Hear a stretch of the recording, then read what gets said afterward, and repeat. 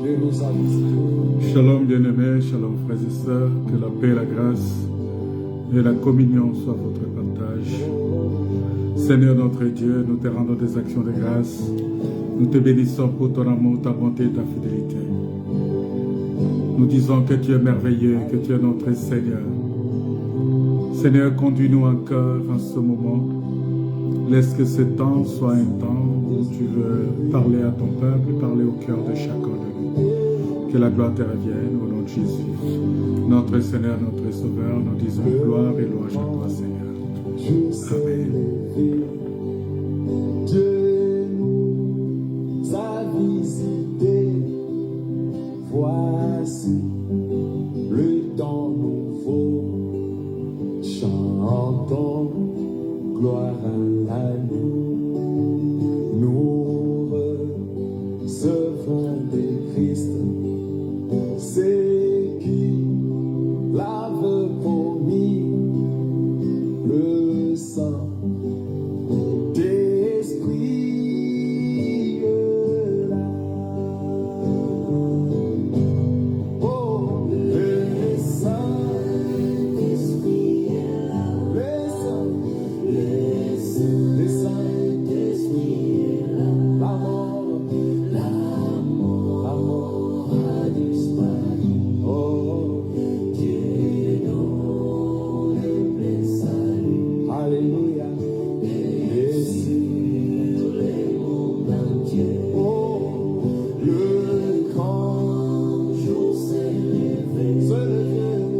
Les saints d'esprit est là. L'obscurité s'enfuit, la lumière a jailli, chasse le cœur troublé, toute crédulité, car Christ, le roi de rois, repent l'esprit des foi, le sang d'esprit est là. Le sang d'esprit est là. Oh, le sang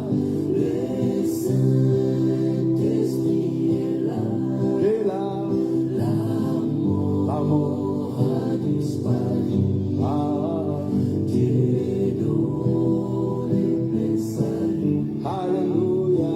Et sur les mondes entiers. Oh, le grand jour se lever. Les saints d'esprit est là.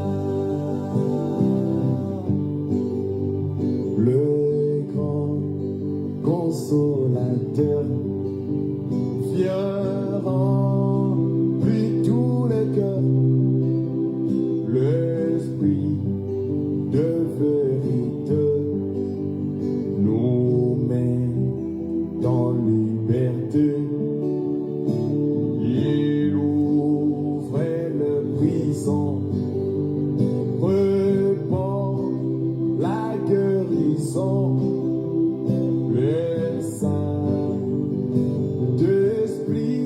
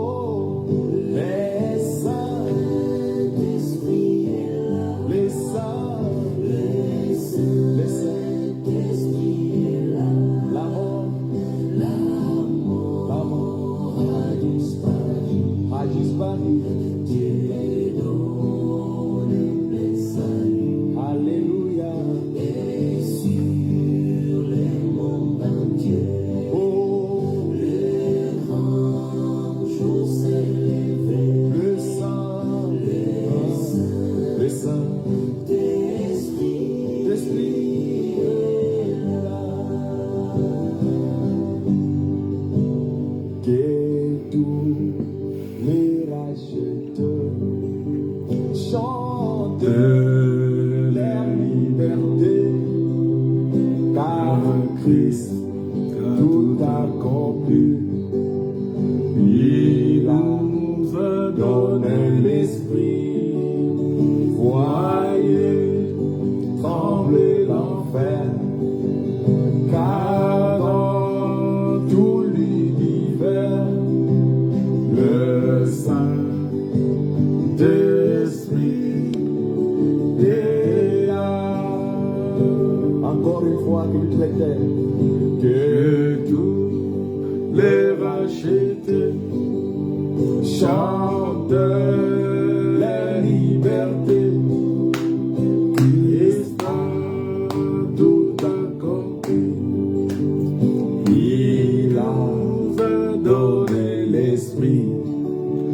Voyez trembler l'enfer, le diable tremble, car dans tout l'univers, le Saint-Esprit est là. Oh, le Saint-Esprit est là. Le Saint-Esprit est là. La mort a disparu. Dieu nous a donné le salut. Alléluia. Et sur le monde entier, oh, le grand jour s'est levé. Le Saint-Esprit.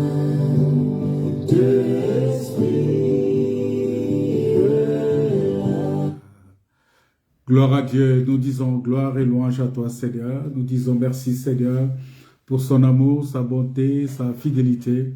Il est notre Père, il est le créateur de toutes choses, il est celui qui nous a créés véritablement à son image, à sa ressemblance. C'est Dieu-là, c'est Dieu grand, c'est Dieu redoutable, c'est lui qui est notre Père. Nous bénissons son nom parce qu'il nous permet encore de nous retrouver cet après-midi, ce soir, pour partager sa parole. C'est quelque chose de très très important parce que ce n'est pas donné à tout le monde d'être dans la présence du Seigneur. Ce n'est pas donné à tout le monde parce qu'il nous arrive des fois de ne pas comprendre ce que Dieu est pour nous. Ce que Dieu est pour nous. Et voilà pourquoi nous devons comprendre, la Bible dit quelque part dans les livres de Osée, attends, je vais chercher les textes, Osée chapitre,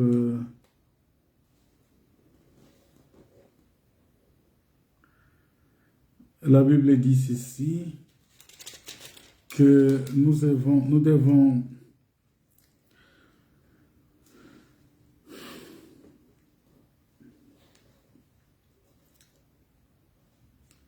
la parole de Dieu dit ceci.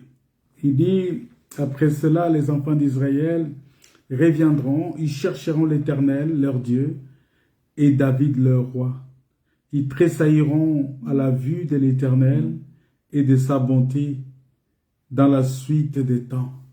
C'est quelque chose de très important que nous devons comprendre parce que ici, la parole de Dieu est en train de nous montrer la grandeur et la grâce de Dieu, qu'il y a un moment où nous sommes appelés à revenir à notre Dieu, à le rechercher, parce que la foi vient de ce qu'on attend, et ce qu'on attend vient de la parole de Christ. C'est très important, parce que si nous ne recherchons pas le Seigneur, ça va être très très compliqué pour nous. À un certain moment, nous allons peut-être ne pas comprendre où est-ce que nous allons. Et nous étions en train de parler de l'intimité avec Dieu, de notre intimité avec le Seigneur. Quelque chose de très important, parce que cette intimité avec le Seigneur, c'est quelque chose qui n'est pas donné à n'importe qui. Vous savez, je vous avais dit que quand on parle de la présence de Dieu, la présence de Dieu, c'est quelque chose qui est... Il faut que nous devons chercher vraiment à comprendre. Nous avons parlé la dernière fois de la présence de Dieu, mais aussi de la gloire de Dieu. nous avons vu qu'il y avait deux choses différentes que nous devrions comprendre.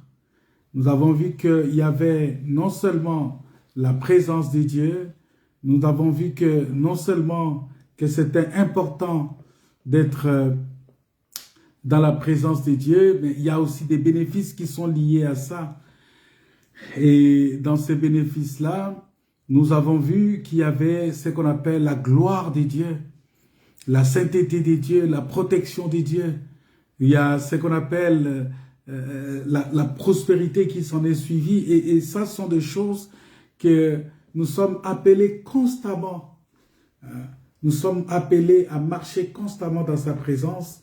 C'est-à-dire que chercher à développer véritablement une communion avec le Seigneur, quelque chose de très important, parce que si nous ne sommes pas encore capables de développer cette communion avec le Seigneur, ça va être compliqué pour nous d'aller plus loin. Et donc voilà pourquoi il est important véritablement de le comprendre. Et la dernière fois, je vous avais dit qu'il y avait la question liée à la présence de Dieu, mais aussi à la gloire de Dieu qui était véritablement de... Parce que la Bible dit que ceux qui cherchent activement sa présence ne le font pas en vain, car Dieu se révèle toujours à ceux qui le cherchent de tout leur cœur. C'est la parole de Dieu. Il dit qu'il se révèle toujours. Il se révèle toujours à ceux qui le cherchent de tout leur cœur. C'est très important. C'est très important parce que il a dit ça dans le livre de Jérémie chapitre 29 verset 13. Il dit: vous me chercherez, vous me trouverez si vous me cherchez de tout votre cœur. Je me laisserai trouver par vous, dit l'Éternel, et je ramènerai vos captifs. Je vous rassemblerai de toutes les nations, de tous les lieux où je vous ai chassés, dit l'Éternel, et je vous ramènerai dans les lieux où je vous ai fait aller en captivité. Cependant, vous dites, Dieu nous a suscité des prophètes à Babylone. Vous voyez, ça veut dire que il est très important de comprendre cela, que dans la présence de Dieu, le Seigneur veut que nous puissions rester à sa présence. Il veut vraiment que nous puissions rester à sa présence parce que la Bible dit qu'il se révèle toujours. Il se révèle toujours à ceux qui le cherchent de tout leur cœur. C'est très important. Et si nous comprenons cela, nous allons rentrer dans cette dimension-là où nous vivons la gloire de Dieu, où nous vivons la puissance de Dieu, où nous vivons la main de Dieu, parce que la main de Dieu, c'est quelque chose de très important pour nous. Et si nous ne savons pas, si nous ne comprenons pas, ça va être très compliqué. C'est pourquoi, en lisant cette parole, on va prendre un texte dans le livre de Marc, chapitre 3.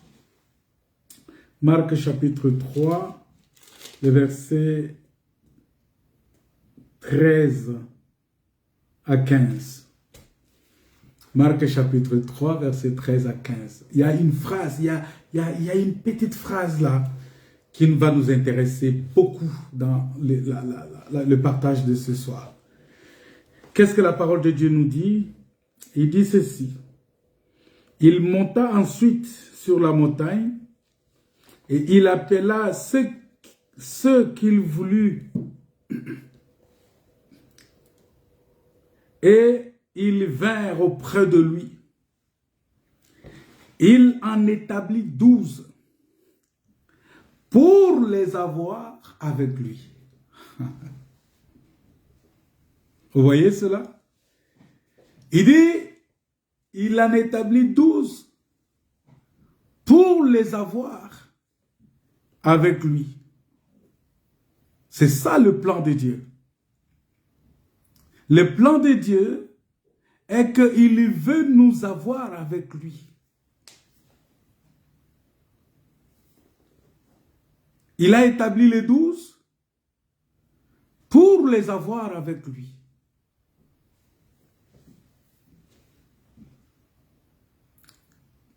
C'est-à-dire qu'il voulait que ces gens-là soient avec lui. C'est ça la communion avec Dieu. Et c'est ça le but même. C'est ça le but. Parce que l'intention de Jésus n'était pas seulement de transmettre les informations à ses disciples. Ce n'était pas seulement de leur donner des informations. Mais il voulait justement se reproduire en eux. Lui-même, il voulait se reproduire en eux. Il voulait se reproduire dans la vie des apôtres. Il voulait vivre avec les apôtres et que ça ne soit plus des apôtres qui vivent, mais ça soit lui qui vit en eux. C'était ça l'objectif. Donc, la première chose, quand Jésus a appelé les apôtres, quand il a appelé les disciples, la première chose qu'il voulait, il voulait qu'ils restent avec lui. C'est-à-dire que quand Dieu nous appelle, c'est pour que nous restions avec lui. C'est-à-dire construire une relation avec Jésus. Parce qu'il n'y a pas autre chose. Ton premier appel, quand Dieu vient à toi, il t'appelle, c'est pour que tu restes avec lui. Et quand tu vas vivre avec lui, tu n'accepteras plus que lui, il te quitte. Parce que tu vas tellement habituer avec sa façon de faire, sa façon de vivre, sa façon de conduire, sa façon de faire les choses. Que toi-même, tu vas te dire, non, non, non, non, non, non, il ne peut plus partir, il faut qu'il reste. Voilà pourquoi tu vas voir les disciples sur le chemin d'Emmaüs. Lorsque Jésus a parlé avec eux, il a parlé avec eux, il a parlé avec eux, et que Jésus voulait partir, le soir, le soleil va se coucher, ils ont dit, Maître, reste avec nous. Cette phrase-là, bien-aimé, c'est très, très, très important. Jésus t'a appelé, pas seulement pour que tu viennes le visiter et partir. C'est pour que tu restes avec lui. Voilà pourquoi, sur la croix, lorsque Jésus a parlé avec les malfaiteurs, les brigands sur la croix, ce n'était pas question seulement d'être amis. Il ne pouvait pas se rapprocher simplement là. Et puis après, Jésus, bon, chacun va prendre son chemin. Non, sur la croix, Jésus va lui dire, aujourd'hui, tu seras avec moi dans le paradis. Ça dit qu'en ce moment-là, Jésus décide qu'il va être avec lui. Tu seras avec moi dans le paradis. Parce que c'est ça la mission de Jésus. La mission de Dieu dans ta vie, la mission de Dieu pour moi, la mission de Dieu pour mon frère, pour ma soeur, la mission que Jésus-Christ a conduite dans ce monde, c'est pour qu'il puisse t'avoir avec lui. Et c'est ce qu'il a dit ici. Il dit, il a établi les 12 pour les avoir avec lui. Ça veut dire quoi? Ça veut dire que la vie chrétienne, nous devons bien comprendre cela. Ici, il est question d'un fondement. Il veut poser le fondement de la vie chrétienne. Il veut poser le fondement. C'est pourquoi il a appelé les 12. Quand il a établi les 12, ça veut dire qu'il a posé le fondement. Parce que quand on parle de chiffre 12, c'est le chiffre de fondement. Le fondement d'Israël, ce sont les 12 tribus d'Israël. Le fondement de l'Église, c'est les 12 apôtres. Voilà pourquoi Israël ne pouvait rien faire sans se référer aux 12 tribus. Israël ne pouvait rien faire sans consulter les 12 tribus. Quoi qu'il le fasse, il devrait consulter les 12 tribus. Et de la même manière, nous aujourd'hui, tout ce que nous devons faire, nous devons consulter les 12 apôtres. Quel a été leur comportement? Quelle a été leur attitude? Quel a été leur enseignement? Quel a été leur vécu? Et c'est au regard de ça que nous pouvons aujourd'hui rendre témoignage que nous sommes véritablement enfants de Dieu. Il dit, après avoir, il en établit 12. Ça, c'est le verset 14. Il en établit 12 pour les avoir avec lui. Quand Christ te rencontre, c'est pour t'avoir avec lui. Ce n'est pas pour que tu partes. Parce que si tu quittes là, c'est pour te perdre. Si tu quittes Jésus, c'est pour te perdre. Voilà pourquoi Judas Iscariote, il est allé se perdre. Parce qu'il a quitté. Il n'a pas respecté de rester là où Dieu lui avait dit de rester. Dieu nous appelle pour rester avec lui. Dieu nous appelle pour vivre avec lui. Voilà pourquoi il dit à ce brigand-là, il dit aujourd'hui, tu seras avec moi. C'est-à-dire, il dit, il va être avec lui dans le paradis. Est-ce que tu y es avec Christ? C'est la question. Est-ce que tu y es avec Christ? C'est ce qui est très important à comprendre. Parce que si tu n'es pas avec Christ... Parce que ici, Dieu veut construire. C'est pourquoi il pose les fondements de 12. Il veut construire une relation. C'est pourquoi il pose les fondements. Il pose les fondements pour construire une relation. Et cette relation est développée sur le sol de l'intimité, c'est-à-dire que, tu vois,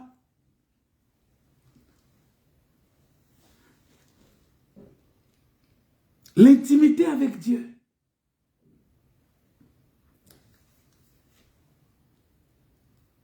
Parce que notre Dieu, c'est un Dieu qui aime la relation. Voilà pourquoi depuis le jardin d'Éden, nous pouvons percevoir qu'il a créé les cieux et la terre.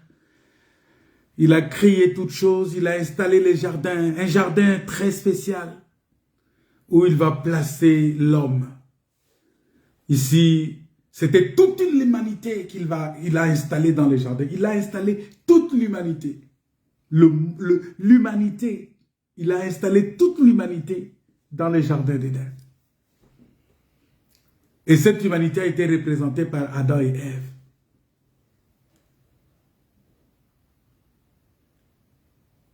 Et la Bible dit que tous les jours, à la tombée du jour, Dieu venait être avec eux.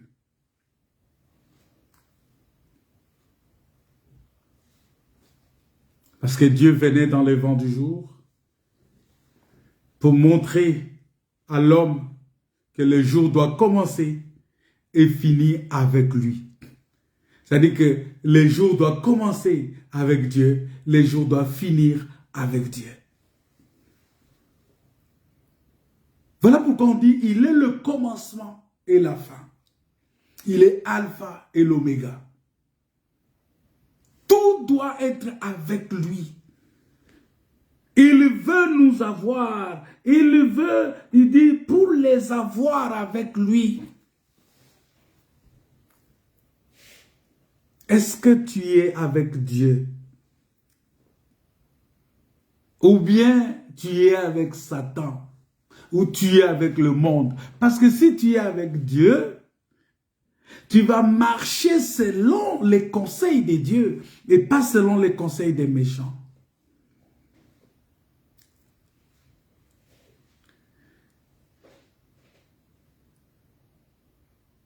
Et vous allez voir que c'est comme on avait parlé de ça le mercredi. Il a dit, si vous voulez prier, entrez dans votre chambre, fermez la porte et priez Parce que quand vous rentrez dans votre chambre, ça dit que Dieu, c'est un Dieu du lieu secret. Et je vous avais montré le lieu secret de Dieu. Que le lieu secret de Dieu, c'est Christ. Voilà pourquoi, quand à la montagne de la transfiguration, il a montré Christ. Il leur a dit que celui-ci est mon fils bien-aimé en qui j'ai mis toute mon affection.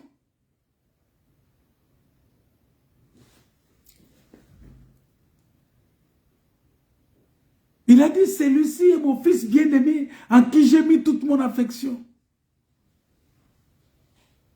Donc toute l'affection de Dieu,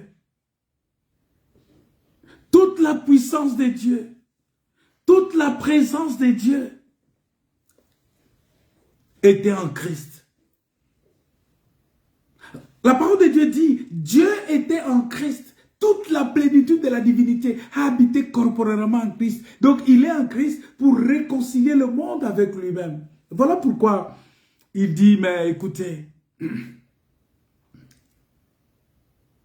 nous avons auprès de lui cette assurance que si nous demandons quelque chose, il va nous l'accorder. Pourquoi? Parce que nous sommes avec lui. Et puisqu'il veut nous avoir avec lui, ça veut dire quoi? Ça veut dire que tous les problèmes que nous allons rencontrer, il sera là. Il est là. On est avec lui. Il a dit ça. Il a dit, il a établi les 12 pour les avoir avec lui. Et facilement, tu vois, facilement, il va venir ici dans l'église de Smyrne. Et il va dire quelque chose de très important. Il va dire, je connais ta tribulation et ta pauvreté. Il va dire, je sais. Il va venir, il va dire qu'il connaît ton problème. Il connaît ton problème. Il connaît ta souffrance. Il connaît ton humiliation. Il connaît ta tribulation. Parce qu'il est avec nous. Pourquoi il est avec nous? Il est avec nous comme le berger qui est au milieu de son troupeau.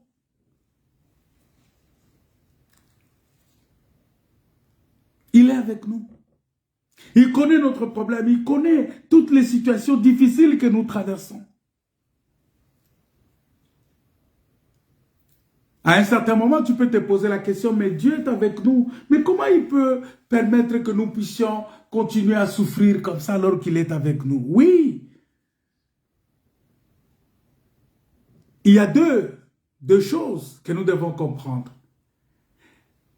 Il permet que nous puissions connaître cette souffrance, cette difficulté, tout simplement parce que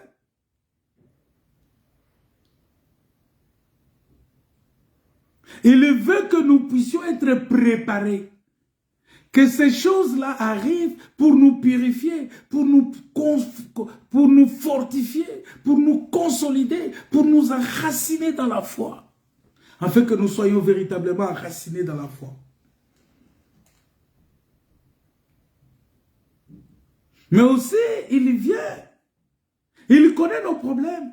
Mais des fois, il permet ces choses-là, que ça puisse arriver, parce qu'il veut nous amener dans une dimension, que lorsque nous allons traverser cette situation, que nous puissions entrer dans sa gloire.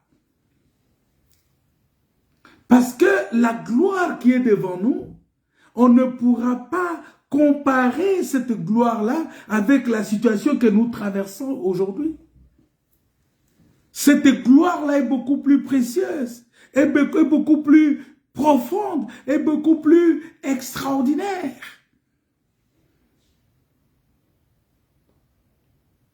Qu'on ne pourra pas comparer.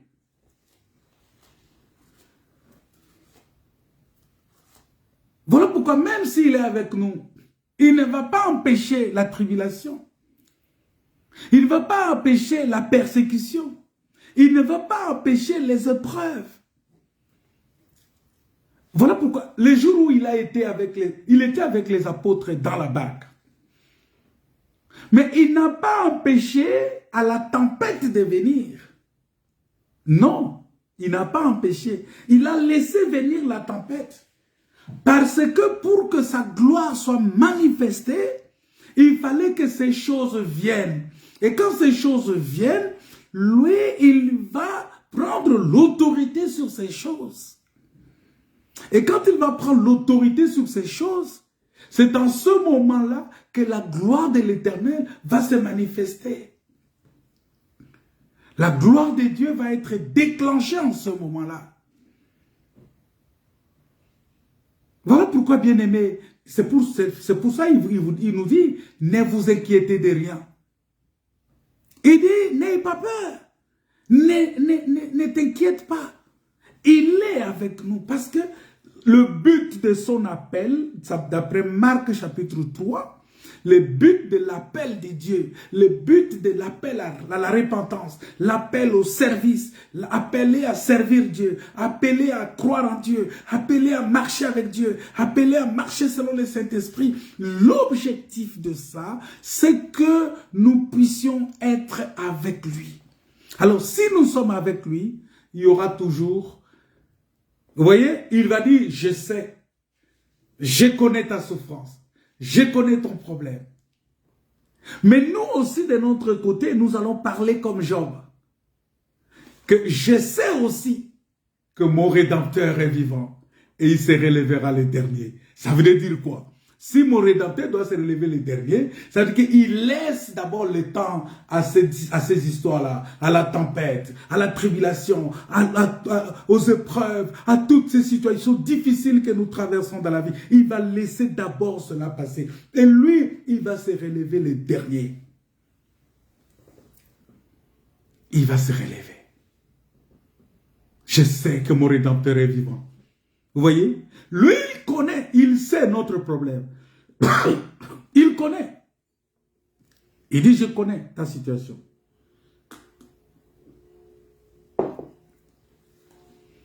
Ne pense pas que Dieu ne connaît pas. Il connaît notre situation. Voilà pourquoi il dit, Dieu dit ceci. Il dit que sauvez-vous, souvenez-vous de ces premiers jours. Ça, c'est le livre de Hébreux, chapitre 10, versets 32 à 38. Il dit, souvenez-vous de ces premiers jours où, après avoir été éclairés, vous avez soutenu un grand combat au milieu des souffrances. Les premiers jours, vous avez soutenu le grand combat. Vous voyez? Parce que lui, il est le Rédempteur, il va se relever les derniers. Il laisse d'abord que les combats viennent. Voilà pourquoi les premiers jours de Jésus, quand il est baptisé, la Bible dit que le Saint-Esprit l'amena expressément dans le désert pour être tenté. Il devrait soutenir d'abord le combat. Parce que dans les premiers jours, il faut soutenir les combats. Il dit, vous avez soutenu un grand combat au milieu des souffrances. Au milieu de la faim. La faim est venue. Le Seigneur a dit, mais qu'est-ce que je fais? Comment ça va se passer? Il devrait soutenir cela. Il dit, au milieu des souffrances, d'une part, exposé comme un spectacle aux opprobres et aux afflictions de l'autre, vous associant à ceux dont la position était la même. En effet, vous avez eu la compassion pour les prisonniers. Et vous avez accepté avec joie l'enlèvement de vos biens, sachant que vous avez dans les cieux des biens meilleurs et qui durent toujours. N'abandonnez donc pas. Vous voyez? Il dit, n'abandonnez donc pas votre assurance. C'est-à-dire, n'abandonnez pas votre foi, parce que la foi est une ferme assurance. N'abandonnez pas votre assurance, à laquelle est attachée une grande rémunération, car vous avez besoin de persévérance. Vous voyez? C'est-à-dire, quand on parle de persévérance ici, ça veut dire qu'il faut endurer. Il faut endurer. Vous avez besoin de ça. Afin qu'après avoir accompli la volonté de Dieu, vous obteniez ce qu'il vous est promis. Encore un peu. Voyez? Un peu de temps. C'est-à-dire, il est avec nous. Il nous a choisis pour être avec lui. Mais malgré la souffrance, malgré les difficultés, cette souffrance-là, cette difficulté-là, c'est pour un peu de temps seulement, mon frère et ma soeur. C'est pour un peu de temps. C'est pas pour longtemps. C'est pour un peu de temps. C'est pour un peu de temps. C'est-à-dire, il dit encore un peu de temps. Celui qui doit venir viendra. Il ne tardera pas.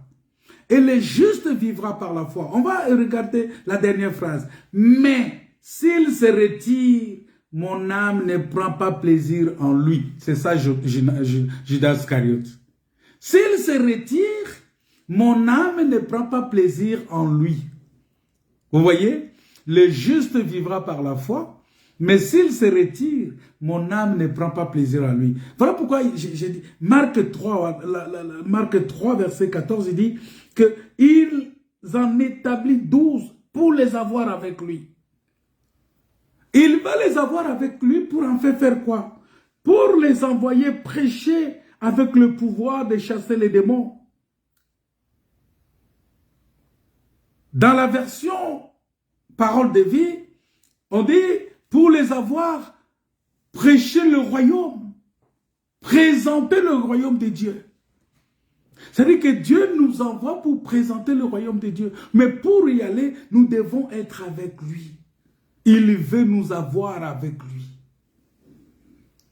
Il veut nous avoir avec lui. Voilà pourquoi, bien-aimés dans le Seigneur, il est très important pour nous de comprendre cette dimension-là. Dieu nous a choisis pour nous avoir avec lui. C'est ça la communion que nous devons avoir avec le Seigneur. Mais regardez, je vous avais dit que nous allons prendre une autre dimension de la soif de la présence de Dieu. C'est très important. C'est très important. Parce que si tu n'as pas la soif de la présence de Dieu, ça va être compliqué. Parce qu'au-delà de tous les bienfaits, au-delà de tous les bénéfices que nous avons de la présence de Dieu, au-delà de tout ce que le Seigneur fait pour nous, nous devons avoir soif de sa présence.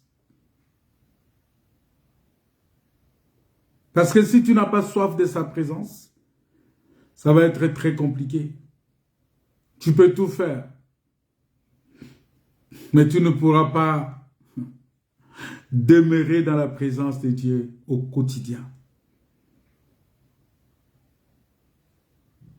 Tu ne pourras pas demeurer en présence de Dieu au quotidien. C'est très important de comprendre cela. Parce que la présence de Dieu, c'est quelque chose d'extraordinaire.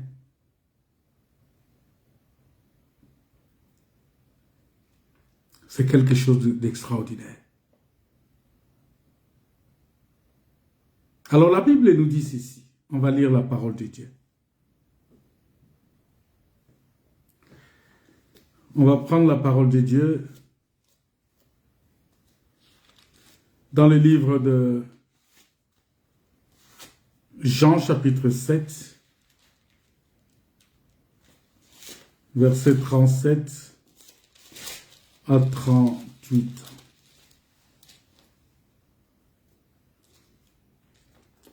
Jean chapitre 7, versets 37 à 38. Le dernier jour, le grand jour de la fête, Jésus se tenant debout,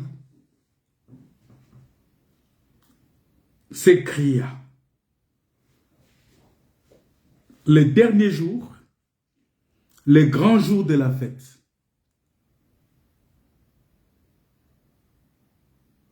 Ici, il parle du dernier jour. Mais ce dernier jour-là est le grand jour de la fête. Alors Jésus, se tenant debout, s'écria. Parce que c'était le moment où les gens sont allés pour faire la fête des tabernacles à Jérusalem. Alors il s'écria, il dit ceci, si quelqu'un a soif, qu'il vienne à moi. Si quelqu'un a soif, qu'il vienne. Si tu as soif, viens. Et qu'il boive. Celui qui croit en moi, des fleuves d'eau vive couleront de son sein, comme dit l'Écriture. Il dit cela de l'Esprit, que devrait recevoir ceux qui croiraient en lui, car l'Esprit n'était pas encore, parce que Jésus n'avait pas encore été glorifié. Or, le but pour lequel Jésus a été glorifié, c'était pour que nous puissions recevoir le Saint-Esprit. C'était pour que le Saint-Esprit puisse venir. Et quand il a dit, Père, glorifie ton nom, glorifie ton Fils. Et quand Dieu l'a glorifié, quand Jésus a été glorifié, la parole de Dieu dit qu'après cela, il va souffler pour dire, recevez le Saint-Esprit. Et ce Saint-Esprit-là devrait se manifester les jours de Pentecôte pour que les gens puissent être remplis de ce Saint-Esprit.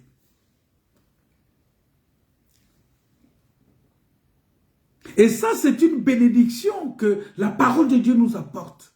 Indéniablement, parce que nous ne pouvons pas dire que Dieu est avec nous, nous sommes avec Dieu, si nous n'avons pas le Saint-Esprit.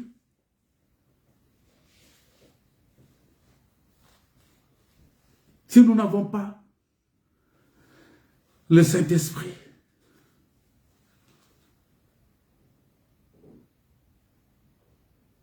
Alors la Bible dit que Dieu nous a bénis de toutes sortes de bénédictions dans les lieux célestes. Parce qu'au commencement, Dieu a béni la création. Et cette création devrait se multiplier et être féconde. Cette création, la Bible dit que Dieu va bénir Adam en leur donnant le pouvoir de dominer sur toute la création. Après, nous voyons comment Dieu a béni Abraham, faisant de lui père de toutes les nations.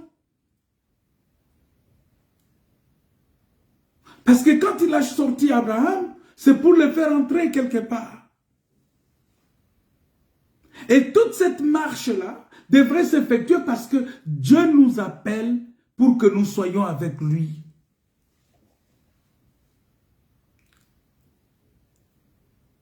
Et c'est ça la plus grande bénédiction.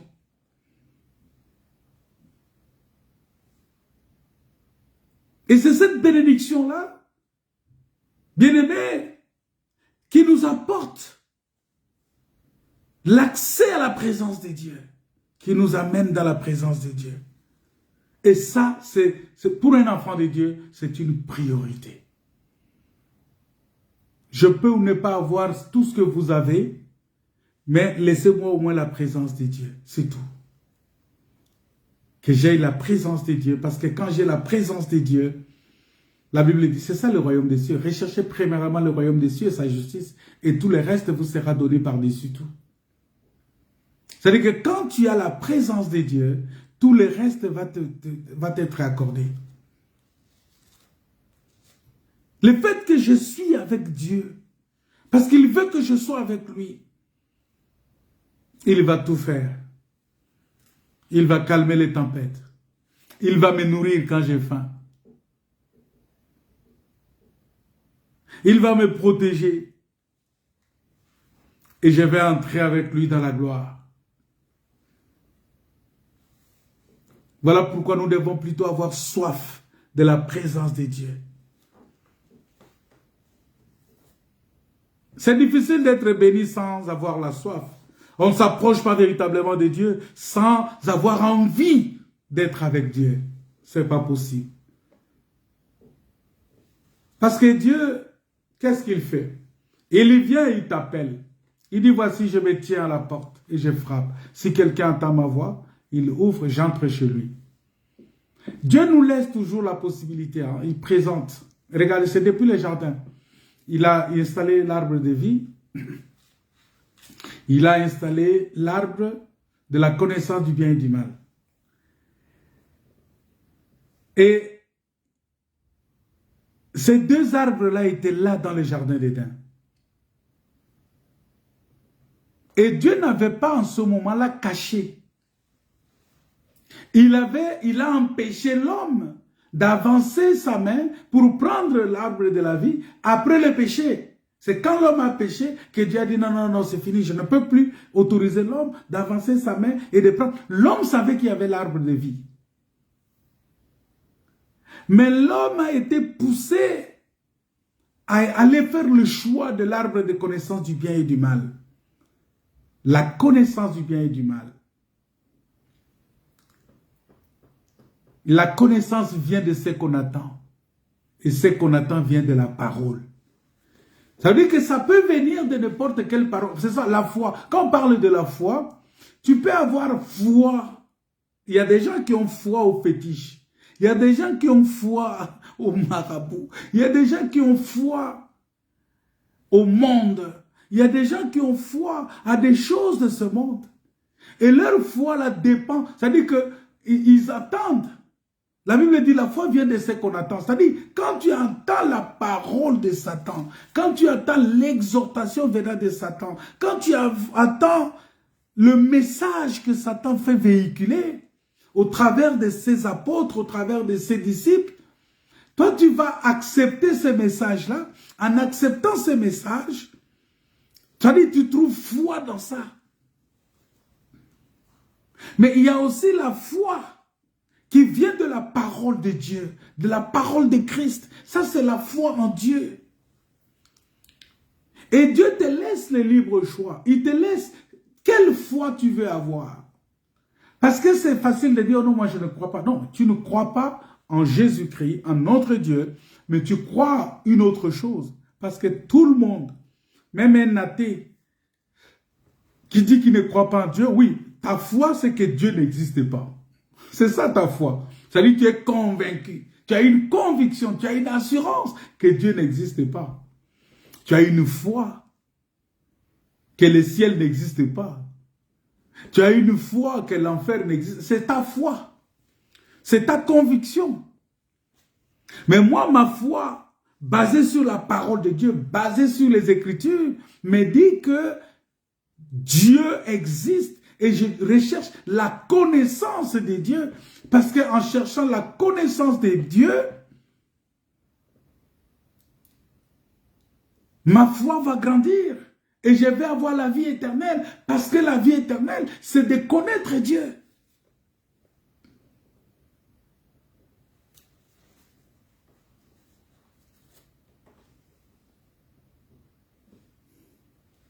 Bien-aimé, la soif de Dieu met en nous la volonté,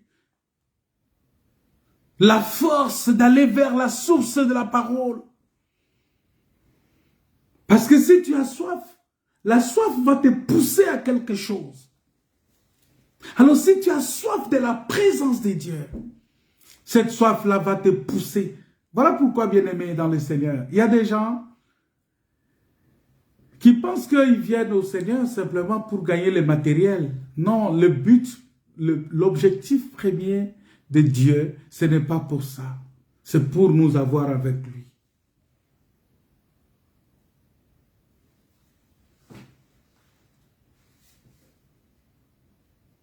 Et nous devons comprendre que notre soif de la présence de Dieu doit être beaucoup plus grande que la soif de la bénédiction qu'on peut recevoir de lui, de tout ce qu'on peut recevoir de lui, des dons qu'on peut recevoir de lui, des avantages qu'on peut recevoir de lui. Il faut d'abord que la soif de sa présence soit au-delà de tous les autres avantages que nous pouvons avoir. Parce que bien aimé, lorsque cette soif est beaucoup plus penché vers le matériel, est beaucoup plus penché vers ce que nous devons recevoir comme bénédiction. Cela nous fait tomber souvent dans l'orgueil. Et pour enfin nous éloigner de Dieu. C'est ce qui est arrivé avec le roi Osias. Parce que le roi Osias, il avait la soif d'être béni, plus que la soif d'être dans la présence de Dieu.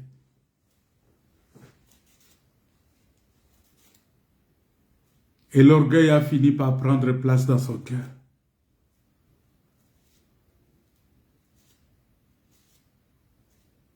Si vous lisez dans Jean chapitre 6, vous allez voir que le peuple, la foule qui était là avec Jésus, ils avaient soif, non de Jésus, mais de ce qu'il pouvait donner.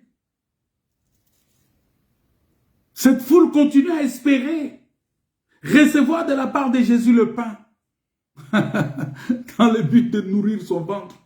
Il y a beaucoup de gens comme ça, qui viennent au Seigneur Jésus, ils ont soif de recevoir, ils ont soif seulement de recevoir quelque chose, mais ils n'ont pas soif de la présence de Dieu. Ils n'ont pas soif de la gloire de Dieu. Or, si tu as soif de la présence de Dieu, bien-aimé, si tu ne reçois pas aujourd'hui, tu vas comprendre ce qu'on appelle persévérer. Comme les apôtres, la Bible dit, ils persévéraient dans l'enseignement. Les premiers chrétiens, ils ont persévéré dans l'enseignement parce qu'ils savent que leur objectif, c'est la présence de Dieu. En persévérant, ils obtiendront. C'est ce que nous avons lu dans les livres des Hébreux. C'est par la persévérance que nous obtenons ce qui nous a été promis. Mais celui qui n'a pas soif de la présence de Dieu, il a seulement soif de ce que Dieu peut lui offrir. C'est comme la foule là qui est venue. Alors les jours où Jésus leur a dit, il a dit à la foule expressement, il dit, ah, vous me suivez parce que vous avez mangé du pain. Ben, aujourd'hui vous allez manger ma chair et boire mon sang. Il parlait de sa présence. Il voulait seulement leur dire que le plus important pour vous, c'est ma présence. C'est moi. Ce n'est pas le pain que je vous ai donné. Ce n'est pas la nourriture physique que je vous ai donnée. Ce n'est pas le poisson que je vous ai donné. Mais le plus important, c'est moi en vous. Je veux être en vous. Vous allez manger aujourd'hui ma chair. Vous allez boire mon sang. Il faut que moi j'entre en vous.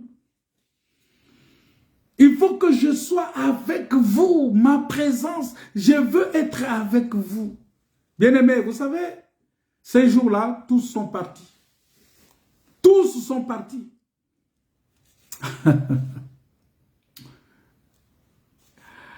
Aïe, aïe, aïe. Tous sont partis. Et il est resté seulement avec les 12. Il leur a dit, mais vous, pourquoi vous ne partez pas? Qu'est-ce que les 12 ont répondu? Seigneur, tu as les paroles de la vie. Ça dit que ce qui sort de ta bouche, ça dit ta présence au milieu de nous, c'est la vie. Parce que si tu es avec nous, tout ce que tu dis, c'est la vie. Et si à qui irons-nous encore? Oh Seigneur, ta présence me rassure. Ta présence me rassure, Père. Voilà pourquoi il faut avoir la soif de la présence de Dieu. Il faut avoir soif de la présence de Dieu. Bien-aimés, dans nos vies, il faut que nous arrivions d'abord à avoir la soif.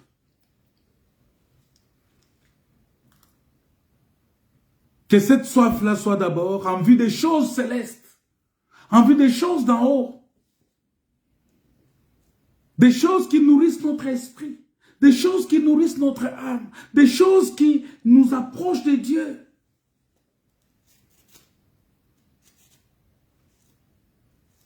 Au lieu d'avoir soif seulement des choses terrestres, des choses d'ici-bas, des choses qui sont temporaires, qui vont disparaître.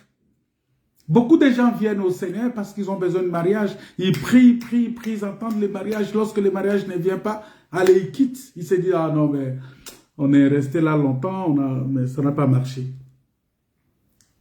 Ils vont là où on va leur faire des incantations. On va leur distribuer de l'huile pour qu'ils puissent recevoir ce qu'ils veulent rapidement.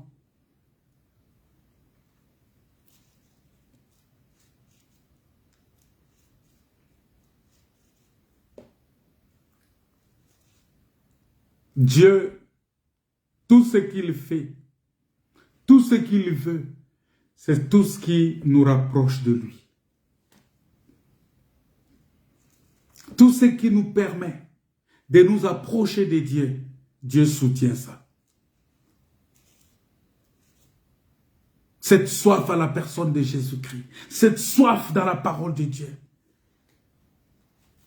Parce que la Bible dit, c'est de lui que viennent toutes choses, c'est lui que tout vient, l'eau de la vie, le pain de vie, tout. Il dit, c'est lui qui croit en moi, n'aura jamais soif. Beaucoup de gens cherchent encore Dieu pour des motifs terre à terre.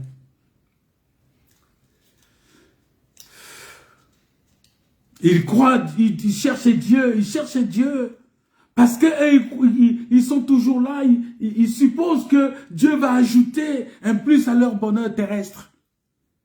Ils vont avoir de l'argent, ils vont avoir de ceci, ils vont vivre, Ils prient juste pour soulager leur conscience. Et se dire, mais bon, écoutez, après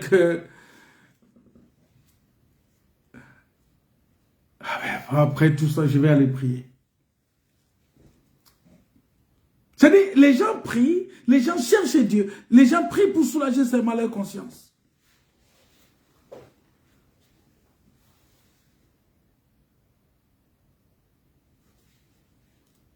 Bon, il faut aussi reconnaître que ce n'est pas que nous soyons contre, ni Jésus-Christ n'a jamais été contre le fait de désirer obtenir les biens sur la terre. Mais lorsque ce motif-là devient un peu trop dominant, alors là, on ne cherche pas correctement Dieu. Il ne faut pas que ce motif-là des biens terrestres soit beaucoup plus dominant. Je ne dis pas qu'il ne faut pas avoir les choses de la terre. Non. Je ne suis pas contre ces choses-là. Parce que tant que nous vivons encore sur la terre, nous avons besoin de ces choses. Nous avons besoin d'argent, nous avons besoin de maisons, nous avons besoin de toutes ces choses-là. C'est important. Mais il ne faut pas que ces besoins-là deviennent dominants. Non, il ne faut pas que ces besoins-là deviennent dominants. C'est comme si on veut un peu trop les pains terrestres que le pain de vie.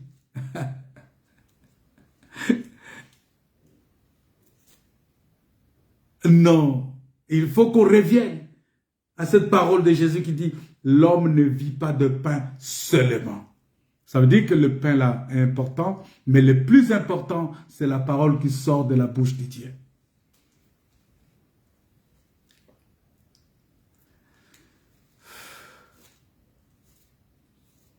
Parce que si notre objectif, si notre soif, notre motivation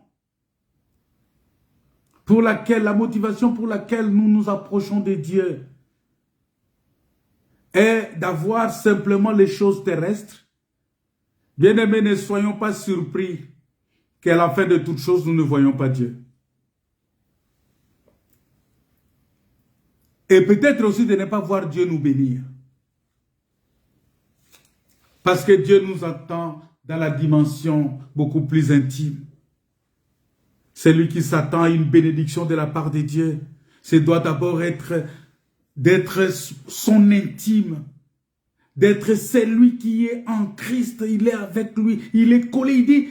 Il a dit clairement dans Marc 3, il dit que c'est pour vous avoir avec moi. Ça dit que nous devons être ses intimes. Parce que Dieu, il nous aime plus que tout. Et il veut aussi que nous l'aimons plus que tout. C'est à raison de cela, parce que tellement qu'il nous aime, c'est pour cela qu'il s'est dépouillé. Vous voyez? Tellement il nous aime plus que tout. Il aime l'homme plus que tout. Voilà pourquoi il s'est dépouillé. Il a décidé de tout abandonner. Car pour lui, l'amour vaut plus que la vie. Et c'est ce que la parole de Dieu dit. L'amour, c'est de donner sa vie pour les autres.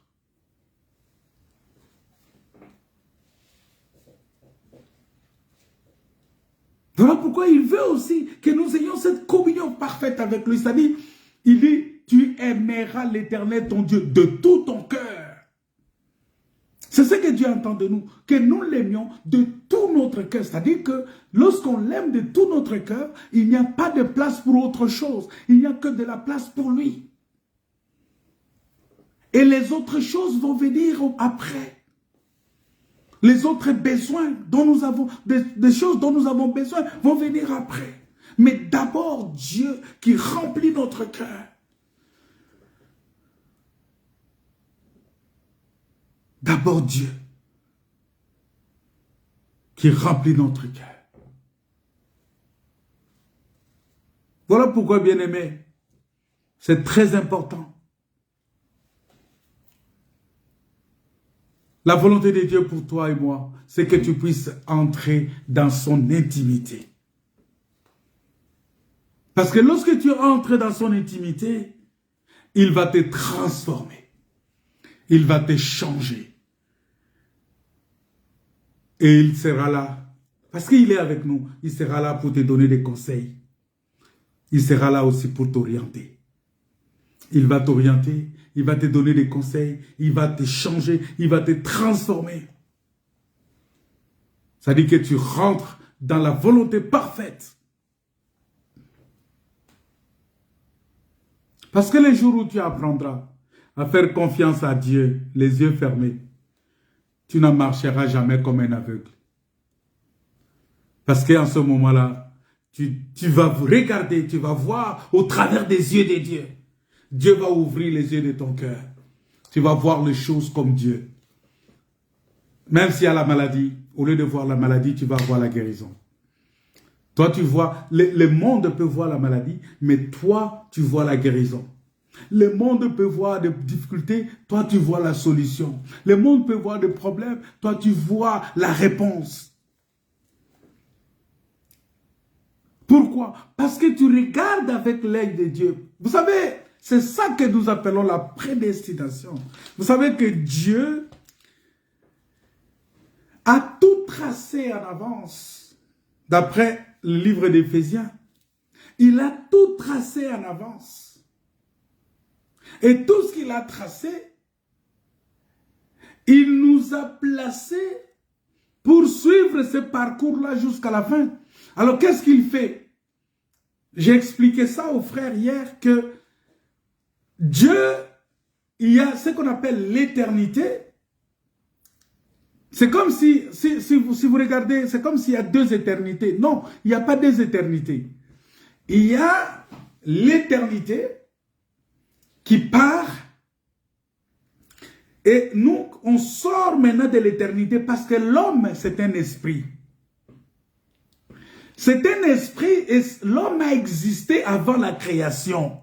C'est ça qu'on appelle la création invisible.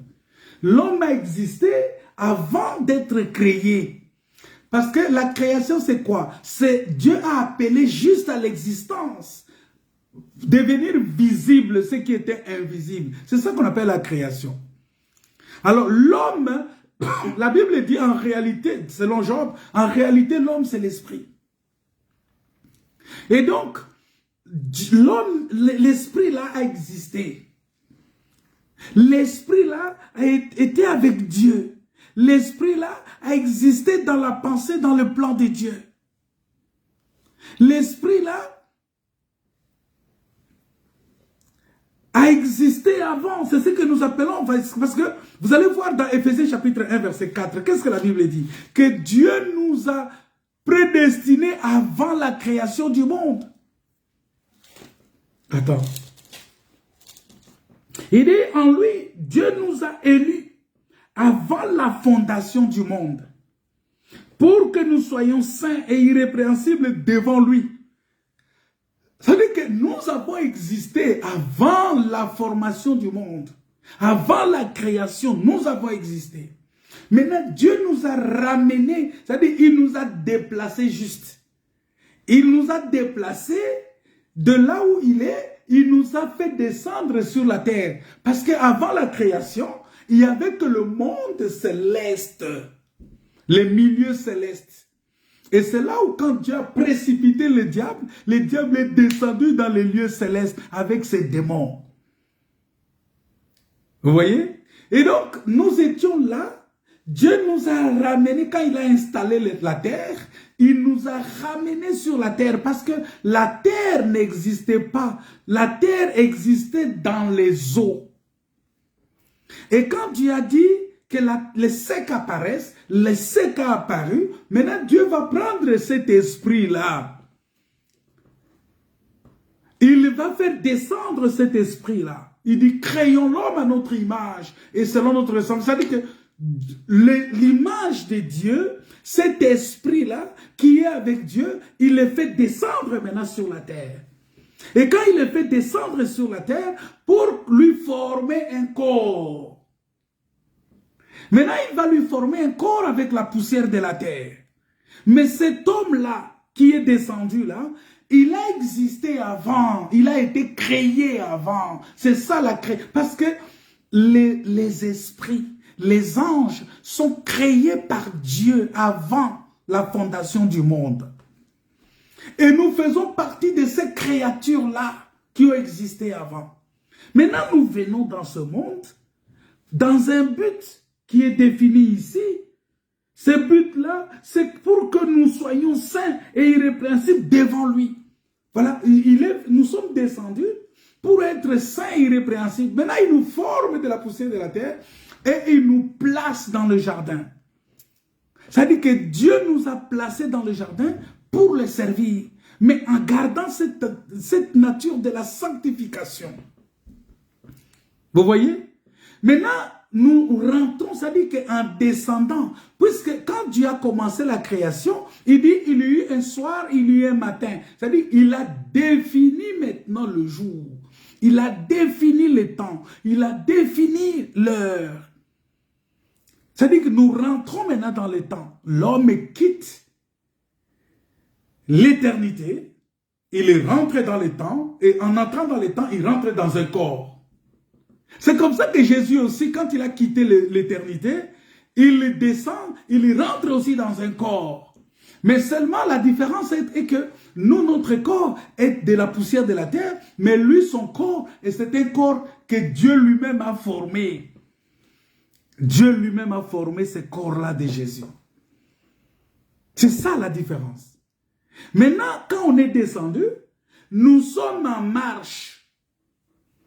Parce qu'à la fin, nous allons laisser ces corps ici, terrestres, nous allons les laisser ici et nous allons rentrer comme on était venu. C'est ce que Jean chapitre 13, verset 3 nous dit. Jean 13, verset 3 dit que Jésus savait qu'il venait de Dieu et qu'il allait retourner à Dieu.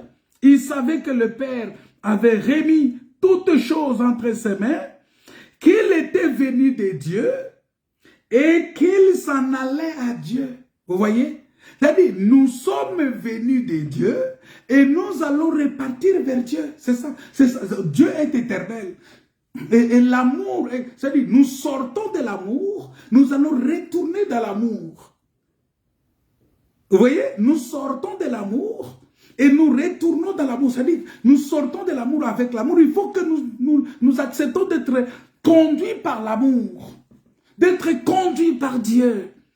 Même si nous sommes dans le temps, mais que nous soyons conduits par Dieu. Parce que si on n'est pas conduit par Dieu, voilà pourquoi en chemin, dans la marche, l'homme a refusé de se laisser conduire par Dieu. Il a accepté d'être conduit par Satan. En ce moment-là, il y a deux routes qui vont se présenter. Vous allez voir en ce moment-là qu'il y a l'orientation qui va vers l'enfer. C'est-à-dire qu'il y a des gens qui vont rentrer, se sont désorientés pour aller dans le chemin de l'enfer. Mais attention, ces gens-là qui sont désorientés, Ce sont des gens que Dieu savait qu'eux, ils vont aller en enfer.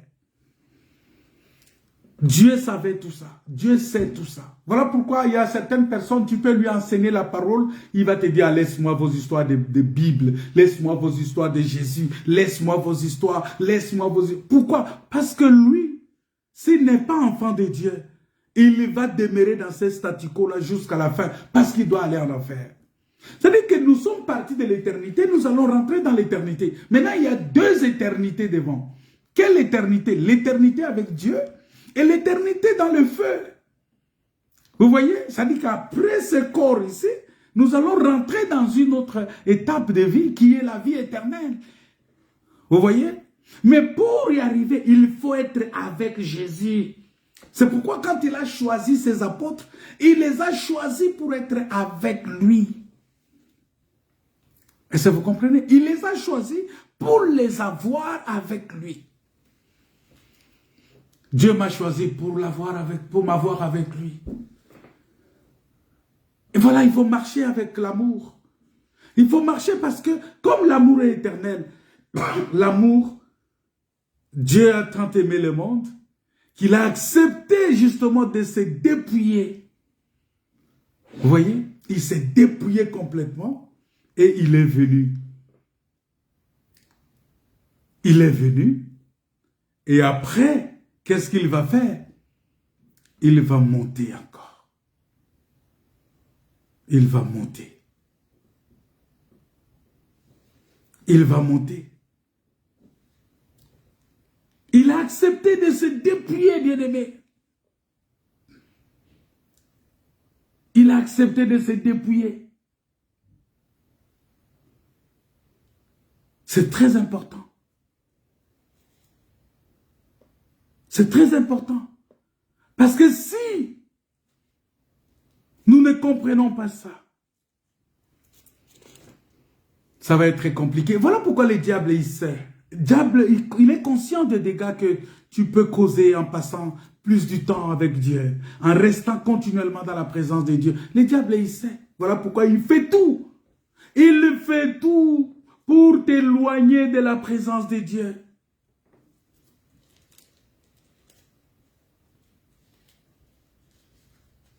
Il fait tout pour t'éloigner de la présence de Dieu, t'éloigner de la parole de Dieu, t'éloigner de la vie de prière. Il fait tout pour t'éloigner.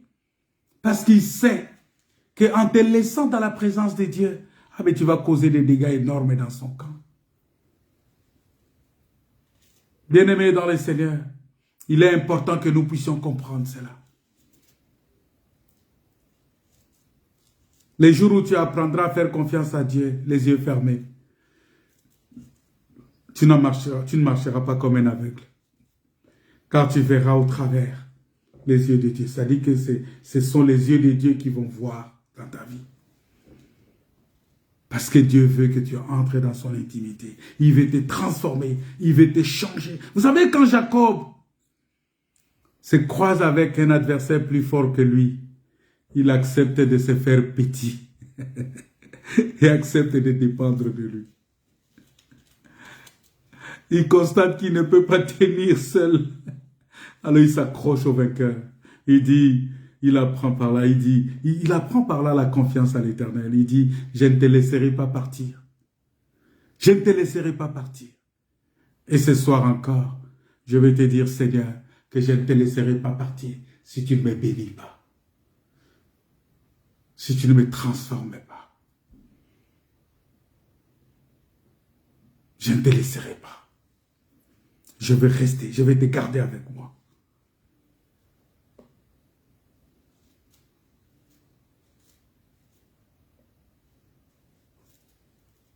Il apprend par là la confiance exclusive en quelqu'un de plus fort que soi. Oh, celui qui est plus fort que moi, c'est Jésus. Et quand je suis avec lui, je me sentirai toujours fort, non par moi-même, mais dans le Seigneur, dans la puissance de sa force. Je serai toujours plus fort. Je suis fort, fort, oui, plus que vainqueur, par le sang de Jésus, mon sauveur. Et lorsque tu rentres dans l'intimité de Dieu, bien-aimé, tu ne compteras plus sur ta propre force, mais ton Dieu sera ta force. Et tu vas voir que ces problèmes qui te dérangent cessera d'exister. Simplement si tu tournes ton regard entièrement vers Dieu. Écoute, lorsqu'on a les yeux fermés sur Dieu, lorsqu'on a les yeux fermés, les yeux fixés vers le sommeil pendant 5 minutes, et qu'on regarde autour de nous, on ne voit plus ce qui nous entoure. Mais quand tu te réveilles, ces problèmes-là que tu avais vont toujours être là. Mais tes problèmes disparaîtront seulement quand Dieu sera pour toi une priorité. Approche-toi davantage de Dieu, bien-aimé. Deviens son intime. C'est la seule chose, le seul conseil que je vais te donner. Ce soir, prends la décision de te rapprocher de Dieu. Non par des mots, non par des paroles inutiles, mais par une forte conviction.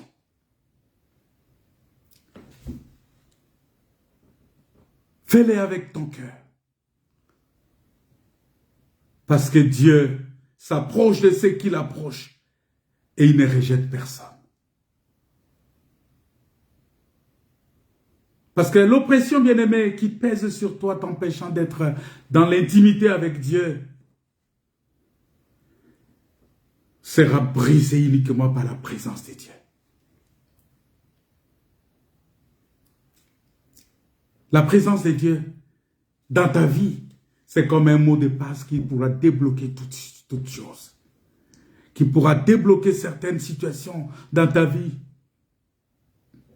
Et tu l'obtiendras. Dans cette intimité, dans les secrets. Parce que Dieu, il nous a montré. Il dit, voici, celui-ci est mon fils bien-aimé en qui j'ai mis toute mon affection. C'est-à-dire que lorsque tu rentres dans ce fils bien-aimé, tu rentres aussi dans les secrets de Dieu. Voilà pourquoi il est important pour nous, bien-aimés. Il est important pour nous de donner notre cœur à Jésus. Il est important pour nous de nous confier à Dieu. Il est important pour nous d'être fermes dans la foi. Il est important pour nous de rester attachés à la parole de Dieu.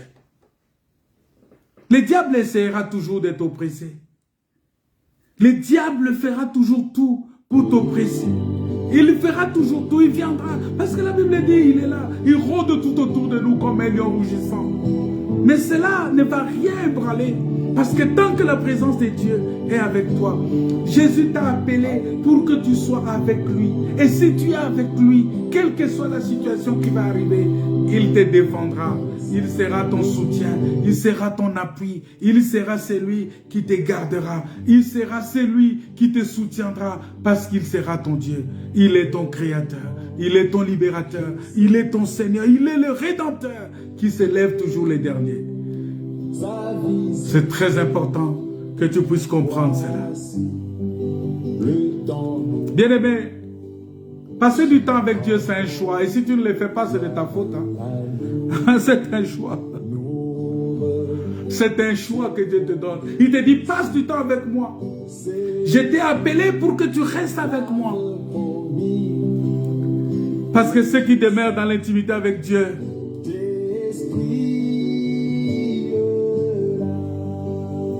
ils acceptent d'être seul à seul avec Dieu. Et c'est ça qui fait toute la différence. C'est ça qui fait toute la différence. On ne devient pas intime de Dieu par imposition des mains. Oh, le pasteur va m'imposer les mains pour que je rentre dans l'intimité avec Dieu. Non, ça c'est faux. C'est une décision qui se doit d'être prise de tout ton cœur. C'est toi-même. Ce n'est pas par l'imposition des mains du pasteur ou bien l'huile. On te met l'huile sur toi ou on met... Non, ce n'est pas ça. L'intimité, c'est quelque chose, c'est une décision que tu prends. Alléluia.